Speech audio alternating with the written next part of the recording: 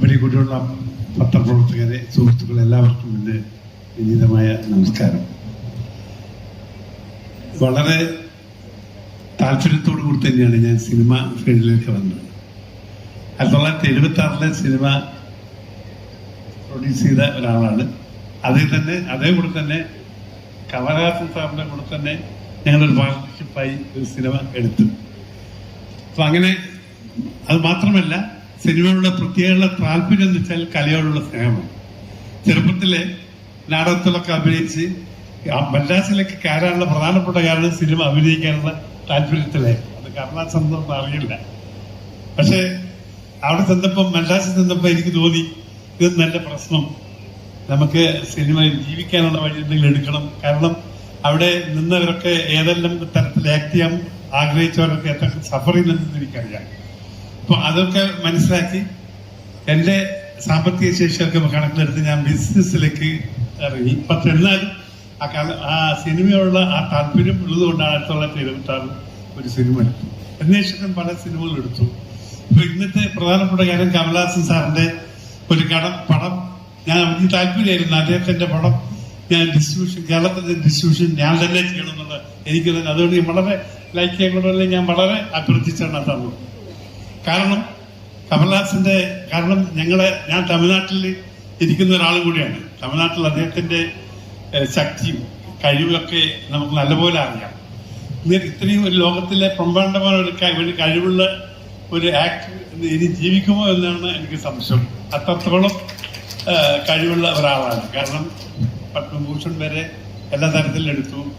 പിന്നെ പല സ്റ്റേറ്റ് അവാർഡും നാഷണൽ അവാർഡുകളും നേടിച്ചു. ഈ പടം ഏറ്റവും നല്ല ഒരു പടമായി മാറാൻ ഞാൻ ആകും എന്നുള്ള വിശ്വാസം എനിക്കുണ്ട്. പിന്നെ തന്നെ കാരണം ഇതിൽ ഞാൻ പലതും ഞാൻ കണ്ടതാണ്.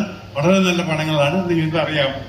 പിന്നെ മിസ്റ്റർ ബോബി സിന്ന, ഞങ്ങൾ വളരെ കാലം പരിചയമുള്ള ഒരാളാണ്. പക്ഷെ ഇങ്ങനെയുള്ള വേദികളൊക്കെയാണ് നമുക്ക് കാണാൻ പറ്റുകയുള്ളൂ. ഏതായാലും നല്ലൊരു സംഗമം ഈ സിനിമയിൽ ഉണ്ടായിട്ടുണ്ട്. തീർച്ചയായും ഇത് വിജയിപ്പിക്കണം എന്ന് മാത്രമേ എനിക്ക് നിങ്ങളോട് പറയാനുള്ളൂ. നിങ്ങളുടെ എല്ലാ സഹകരണങ്ങളും പ്രതീക്ഷിച്ചുകൊണ്ട് എൻ്റെ വാക്കുകൾ നിർത്തട്ടെ. നന്ദി, നമസ്കാരം. எல்லாருக்கும் நமஸ்காரம். இந்தியன் படம் ரிலீஸ் ஆனதுக்கு அப்புறம் அடுத்து ஜீன்ஸ், முதலன், இந்த மாதிரி படம்லாம் பண்ணேன்.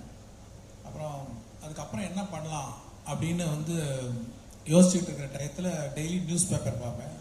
நியூஸ் பேப்பரில் பார்த்தீங்கன்னா இங்கே லஞ்சம் வாங்கினாங்க, இங்கே லஞ்சம் கேட்டாங்க, இங்கே ஒரு ஒரு ரொம்ப ஒரு ஏழை விவசாயி இந்த லஞ்சம் கொடுக்காம முடியாமல் ரொம்ப சிரமப்பட்டார். இந்த நியூஸ்லாம் பார்க்கும்போது உடனே எனக்கு நம்ம இந்தியன் சேனாபதியோட ஞாபகம் தான் வரும். சரின்னு சொல்லிட்டு இப்போ சேனாபதி வந்தால் எப்படி இருக்குன்னு யோசிப்பேன். ஆனால் அது ஒரு கதையாக வரல. அதுக்கப்புறம் அடுத்த படம் மறுபடியும் அதே நியூஸ் பேப்பர், அதே லஞ்சம் நியூஸு, தாத்தாவோட நினைப்பு, ஆனால் கதை வரல. ஸோ ஒரு நல்ல கதைக்காக வெயிட் பண்ணிக்கிட்டே இருந்தேன். ஆனால் அந்த ஃபீலிங் இருக்குது, மறுபடியும் தாத்தா வரணும்ன்ட்டு. 2.1 டயத்தில் ஒரு நல்ல ஒரு கதையாக ஃபார்ம் ஆச்சு. சார்கிட்ட சொன்னேன், சாருக்கு பிடிச்சது, உடனே பண்ணிடலான்னு முடிவு பண்ணோம். ஆக்சுவலாக இந்த பார்ட் 1ல் இருக்கிற அந்த சேனாபதி கேரக்டரை எப்படி டிசைன் பண்ணோம்னா, சாருடைய photo, frontal photo, profile photo, அவங்க ஃபாதர் கமல் சாருடைய ஃபாதருடைய photo, frontal photo, profile photo, அவங்க பிரதர்ஸ் அவங்களுடைய ஃபோட்டோ, ஃப்ரண்டல், ப்ரொஃபைல், எல்லா ஃபோட்டோஸும் ஆர்ட் டைரக்டர் தோட்டா தரணிக்கிட்ட கொடுத்து அந்த கேரக்டர் எப்படி, எவ்வளோ கோவக்காரர், அவர் மிலிட்ரியில் இருந்தவர், எல்லாம் எக்ஸ்பிளைன் பண்ண உடனே அதுக்கு தகுந்த மாதிரி ஒரு ஸ்கெட்ச் ஒன்று போட்டு கொடுத்தாரு. அதை பார்த்த உடனே எனக்கு ஒரு கூஸ் பம்ப்ஸ் வந்துச்சு. அந்த கேரக்டர் நீங்கள் பார்ட் 1ல் பார்த்தீங்க. அதே 25 வருஷம் கழித்து நாங்கள் ஃபோட்டோ ஷூட் எடுக்கும்போது அவர் அந்த கெட்டப்பில் நிற்கும்போது சேம் கூஸ் பம்ப்ஸ், ஒரு மாதிரியான ஒரு ஃபீலிங் இருந்தது. அதை எப்படி எக்ஸ்பிளைன் பண்ணுறதுன்னு தெரியல. ஏன்னா இதே ஃபீலிங் தான் ஃபர்ஸ்ட் பார்ட் எடுக்கும்போதும் ஃபர்ஸ்ட் டே வந்தப்போ அதே ஃபீலிங், கூஸ் பம்ப்ஸ். கண்டிப்பாக நீங்களும் தேட்டரில் சேனாபதியை 28 வருஷம் கழிச்சு பார்க்கும்போது அந்த கூஸ் பம்ப்ஸ் வரும் நான் நம்புகிறேன். அவர் மட்டும் இல்லை, இன்னொருத்தர் நீங்கள் 28 வருஷம் கழிச்சு பார்க்க போறீங்க அந்த படத்தில். அவர் நம்ம நெடுமுடி வேணு சார். அவரையுமே ஃபர்ஸ்ட் டே ஷூட்ல பார்க்கும்போது அந்த கிருஷ்ணசாமி கேரக்டர் 28 வருஷம் கழிச்சு அங்கே முன்னாடி உட்காந்துருக்காரு போது அந்த ஃபீலிங் ரொம்ப டிஃப்ரெண்ட்டாக இருந்தது. Is such a wonderful actor. இன்னைக்கு நம்மளோட இல்லைனாலும் அந்த படத்தில் இருக்காரு. அந்த படத்தினால அவர் எப்பவுமே இருப்பார். அவரு because I miss Nadumudi Venu. But while we were acting, he said almost സുഖമില്ലാതെ കടന്ന് ആരുകയൊക്കെ പറഞ്ഞു. ഞാൻ പറഞ്ഞു but I almost miss the film എന്ന് പറഞ്ഞു. ഇല്ല നമുക്ക് ഇത് ആഘോഷിക്കുമ്പോൾ അവിടെ വെച്ച് കാണാമെന്ന് പറഞ്ഞു. ഇപ്പോഴും ഞാൻ കാണുന്നുണ്ട്, എൻ്റെ മനസ്സിൽ ഇവിടെ അയാളുള്ളത് പോലെ തോന്നുന്നു. It is not a very moving scene. ഇത് ഫിലിം കാണുമ്പോൾ അത്ര മൂവിങ് ആയിരിക്കില്ല, പക്ഷെ എനിക്ക് അങ്ങനെ ഉണ്ടായിരുന്നു. Whenever I see, I dub the film, I know that he is there and he is not there. ആ സെയിം എമോഷൻ നിങ്ങൾക്കും ഉണ്ടാവും.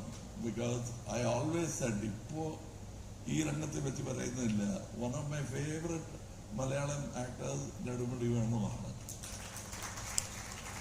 I always, even Indian one സമയത്തും ഞാൻ പറയുന്ന ഒരു സത്യമായിരുന്നു അത്. എന്തും അത് പറയുന്നു. And I have many friends in Kerala and many critics and many people who sculpted me to what I am today. And I thank all of them. Yesterday we were in Hyderabad, to the same enthusiasm from the media and the people. I hope this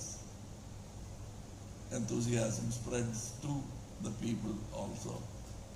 And I know it is in capable hands.